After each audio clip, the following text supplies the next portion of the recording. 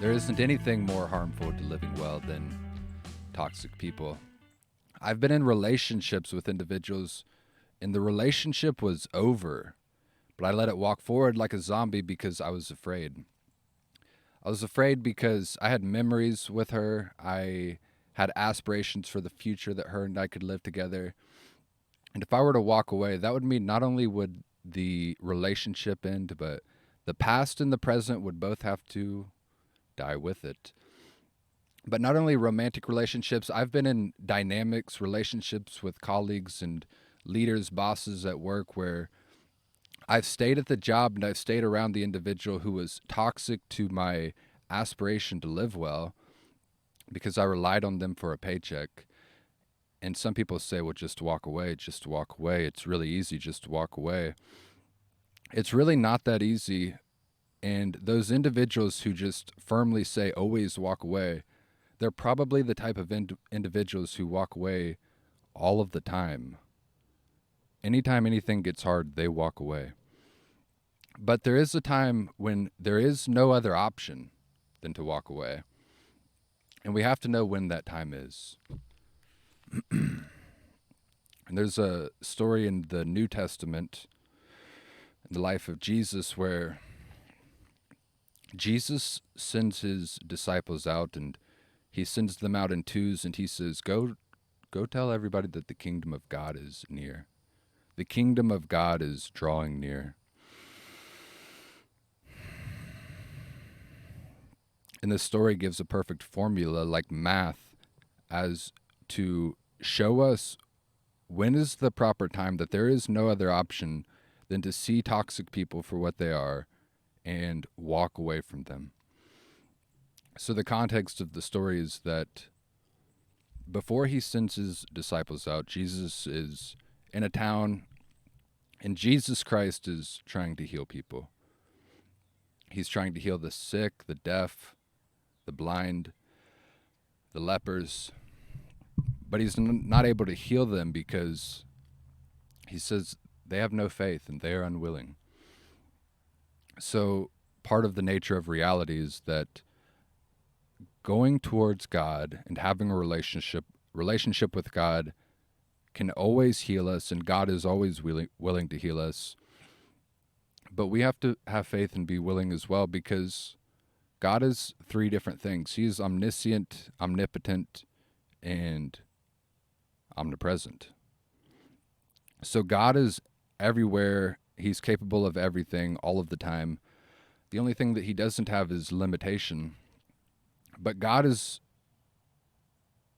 everything. God has given himself limitation by giving us free will. So if Jesus were to go into this town and heal the people who are not willing and lacking in faith, then he would ultimately be destroying free will. He wouldn't be allowing those people to have free will. And free will is a beautiful gift from God. So that's the context of this story. And Jesus leaves this area of unfaithful, unwilling individuals, and he tells his disciples,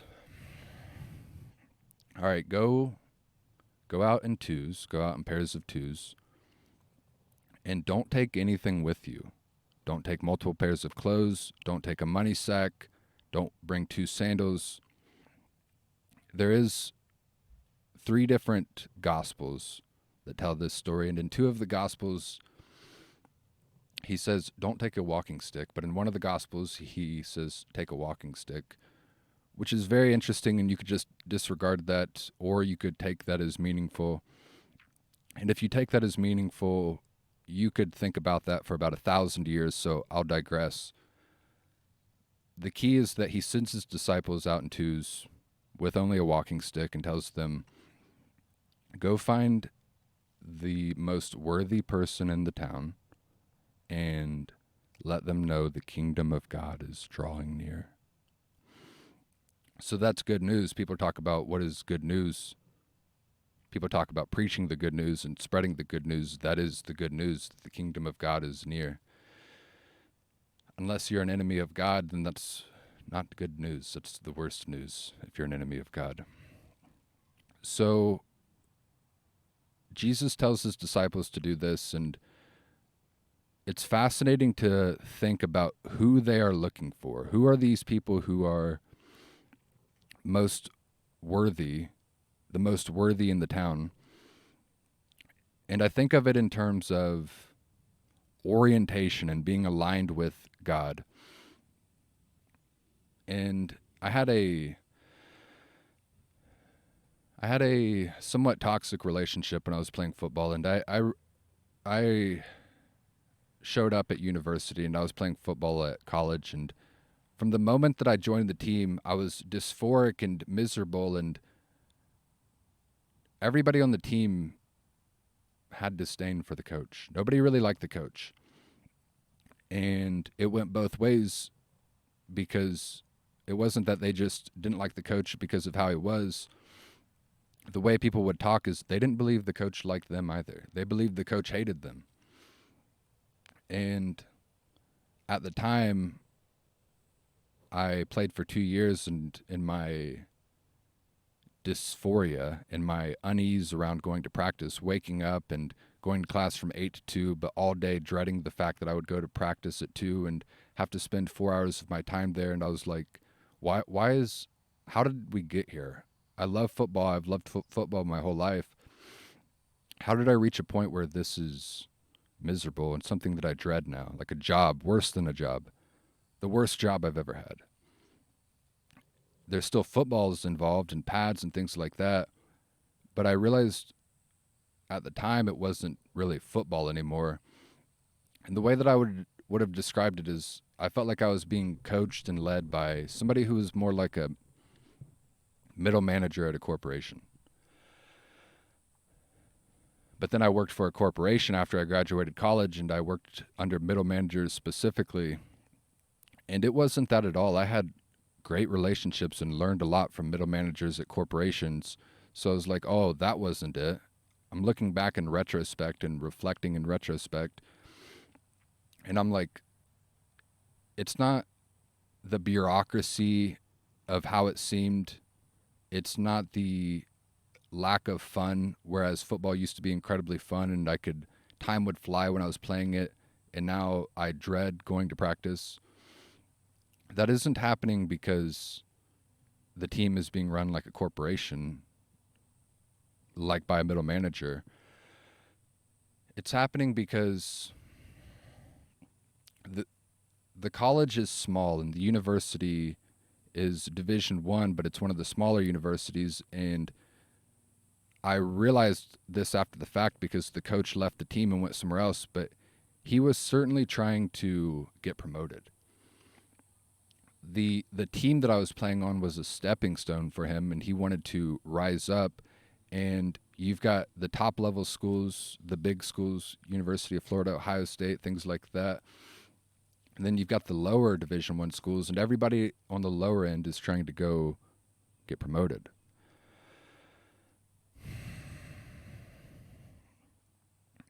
And when I was working at a corporation with middle managers, I had good leaders, and what I realized is that the leaders who created a great culture where people were winning weren't the individuals who were focused on making the team as strong as possible, as skilled as possible, because that doesn't actually exist. A team is an abstract thing. It's made up of individuals. In order for the team to succeed, all of the moving parts, all of the individuals on the team have to rise up and reach their potential. But that wasn't happening on this football team because the coach hated the players. The coach didn't like the players. The coach treated the players like they were a means to an end, the end being his promotion and moving up. And so we were all being treated like means, and success occurred, but I don't believe that it occurred to the extent of which it could have. But once again, I'll digress, because the key point is that there is a way to lead a team, lead individuals, have a relationship with individuals where it doesn't matter if you are the coach and way ahead on the path, or you are adjacent, you are somebody completely adjacent, not even on the same team. You are way over here, they're way over there. If you are oriented in the right direction, the highest good, then any differences that you have can be reconciled because you're all aligned with the same thing. Everybody's oriented towards the same path. But if you have, whether it's a leader or a team member, somebody who is not aligned with the highest good, not aligned with the highest good being the fulfillment and the reaching of potential of the individual, then a strange paradox happens where if you're the coach and you are treating the players that way, you'll get nothing. You want your own promotion and you want to rise up in the ranks. You're a corporate manager, you want to get promoted there as well, go to a vice president, CEO, what have you. But if that's your aim and intention and that's what you focus on in the day to day, that's an abstract aim. That's not real. The thing that's real is the individuals. And so you'll get nothing. And focusing on improving and getting promoted may get you to that place, but the thing that gets you here isn't the thing that'll keep you here or keep you moving forward. You will fall back. The most successful individuals, you listen to Nick Saban talk, he's certainly focused on creating the best NFL players possible. He's a college coach. He has nothing to do with the NFL. So that's the paradox where he's trying to make them the best NFL players possible, but then it circles back and he gets the fruit of them reaching their potential right now because he's focused on the individuals. So Jesus tells his disciples to go tell the individuals in the town the kingdom of God is near. And that is the standard which you can judge or discern the worthy individuals. That's the term that is used, the worthy individuals from those who are unworthy, by those who are most oriented towards the highest good. And even if they're not exactly oriented towards it, they have a desire, and maybe they've been tempted or they're blinded in life and they've gone off track, but they have a desire, a need for God, a yearning for God to go towards that direction, to go towards the kingdom of God. And so if the disciples go into a town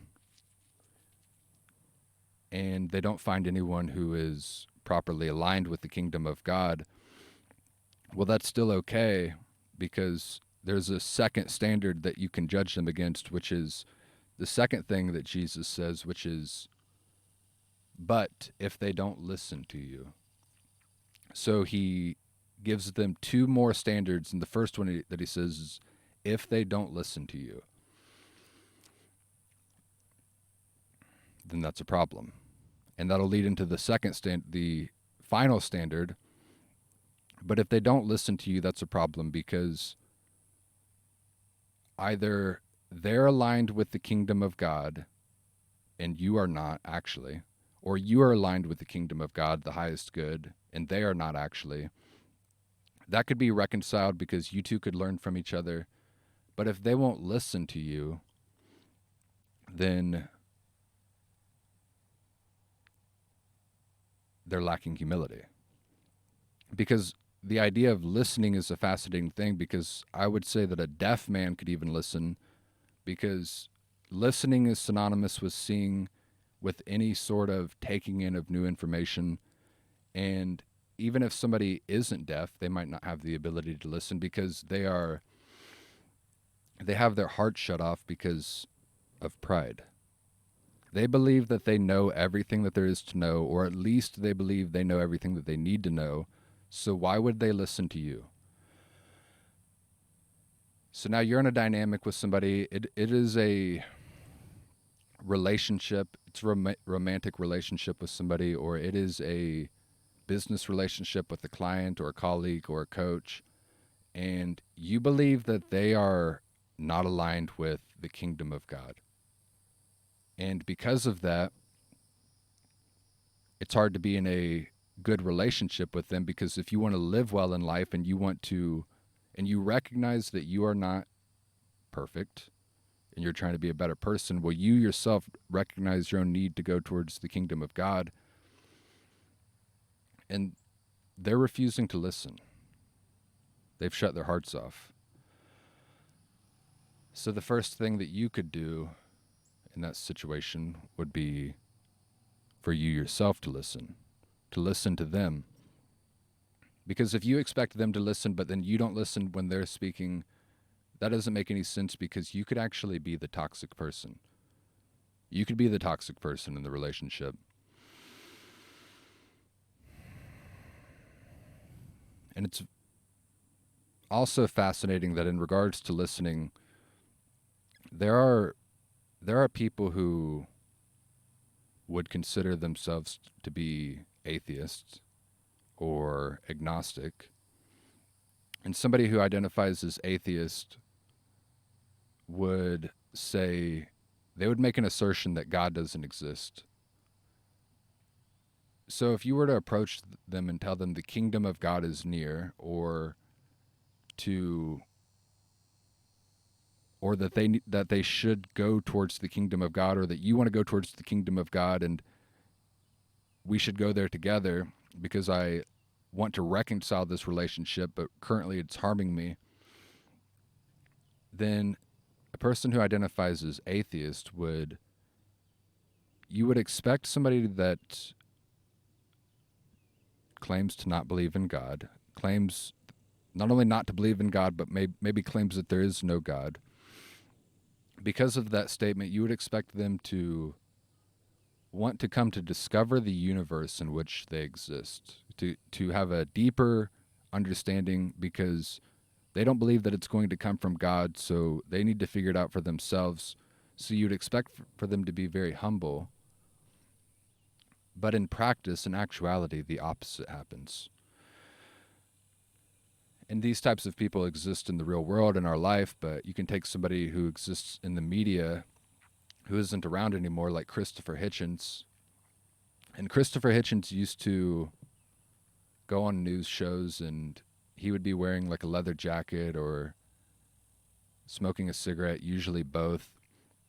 And he just had this air about him that he was too cool. And when I would listen to him, I thought it was pretty cool as well, because he seemed like he was right. He had such a confidence about him, but I realized in retrospect it was pride, because he wasn't really bringing any new information to the table. All he would do is debate people and basically tell them God doesn't exist,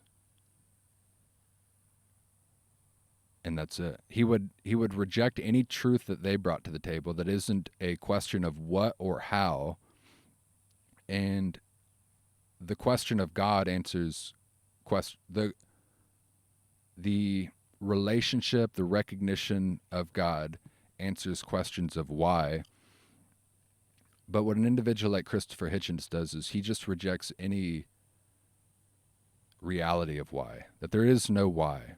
And the only thing that you should focus on is questions of what things are, what the Big Bang Theory is, and how it happened.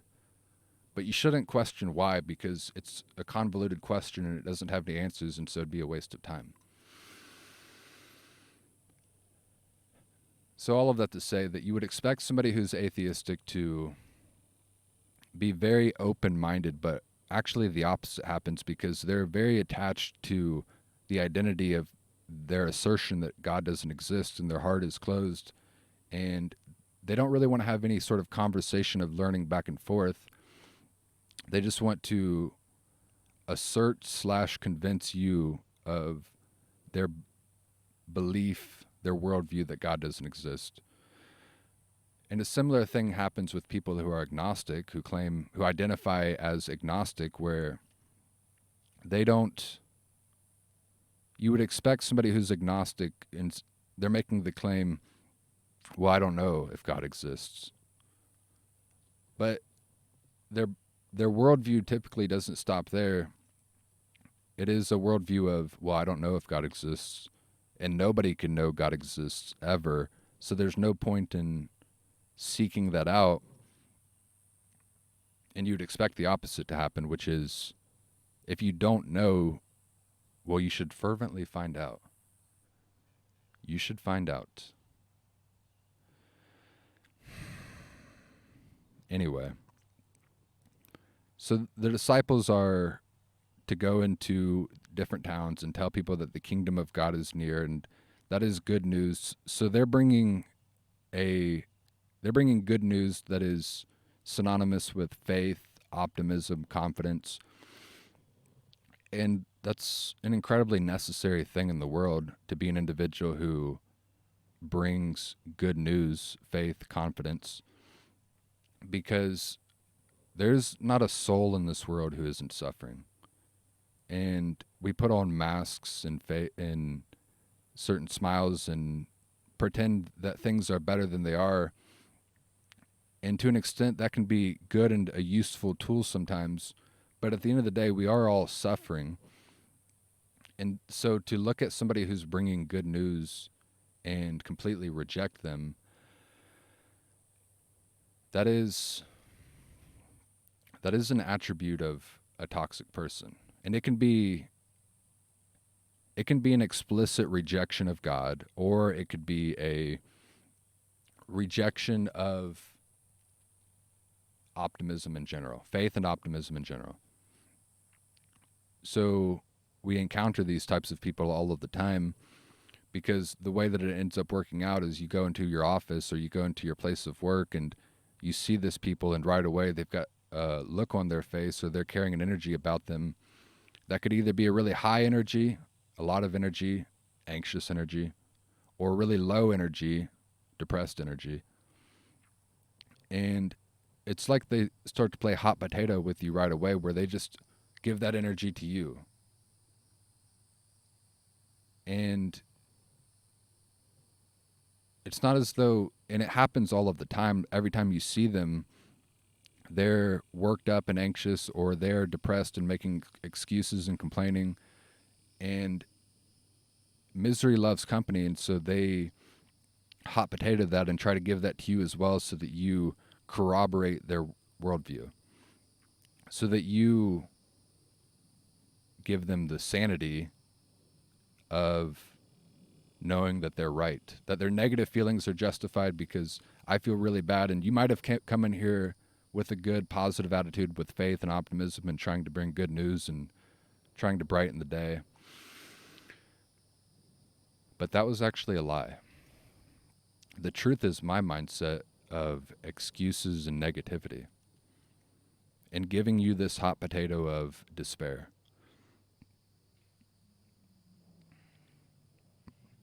So,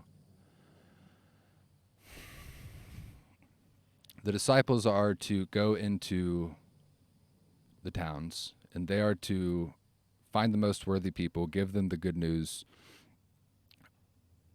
And if it is somebody who's already looking for that type of good news and they want optimism and they themselves are a positive person, they're going to accept it and they're going to spread it themselves. But they might not accept it because they might not believe the good news, the confidence, the faith, the optimism that you're bringing them is true, but they're willing to listen to you. So they don't agree with you, they don't even believe in you. They think your positive attitude is a facade, it's fake. And they are willing to listen to you. So that's the second standard. So one, are they aligned with the highest good? Can you reach an agreement with them that you are aligned at redemption and you want to make the things that you touch better? They want to make the things that they touch better. You guys can collaborate. You guys can work together. If not, if one of you aren't aligned with that, you can listen to each other and you can reach an agreement. And then through listening and having humility, you can realize, oh, I might be wrong. And there might actually be good news in this world. There might be a good a news so good that it exceeds the natural world that I see every day with my five senses. And the way that you get there is through listening.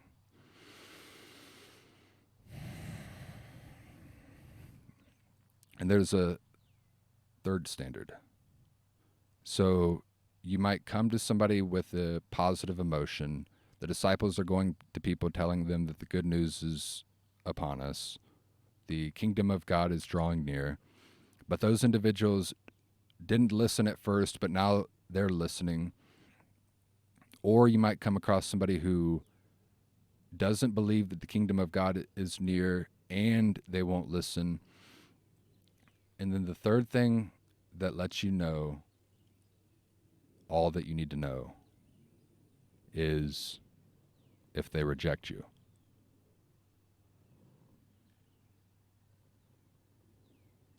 So they deny your positivity, they deny your faith and your optimism, they deny the way that you are living your life.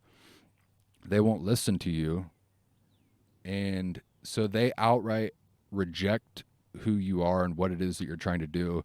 And you believe yourself oriented towards God, and you're willing to listen to them because you might be wrong. So you're trying to orient yourself with the kingdom of God because you've got the humility to change. But you listen to them and they don't listen to you. And then after they don't listen to you, they reject you. So in those three circumstances, that is the point where there is no other option. There is no other option other than to walk away. So Jesus Christ says, if you come across somebody who people tell you is the most worthy individual in town, but they won't listen to you and they reject you, then what you need to do is shake the dust from your feet in a testimony against them and leave town. And that town will be damned. Which is one of the main reasons why maybe we would decide not to walk away from individuals. Because you kind of wouldn't expect that to come from Jesus, because Jesus is the individual who says, turn the other cheek. If somebody strikes you, turn the other cheek. And if you are a prisoner of war and one of the soldiers makes you carry their pack for a mile, carry it 2 miles. So you would expect that sort of attitude from Jesus, but he says something different right now, which is that after these three things have not been met, they reject the kingdom of God. They reject the fact that the kingdom of God is near, meaning they reject optimism and faith and positivity in general.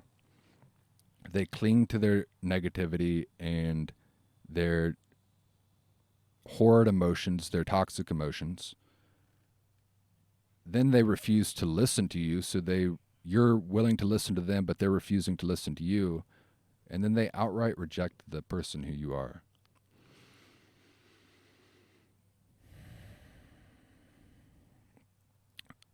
You wouldn't expect him to tell you to walk away. You wouldn't expect his advice or his commandment to be to walk away from that individual, because he's the same person that says turn the other cheek, carry the pack a mile.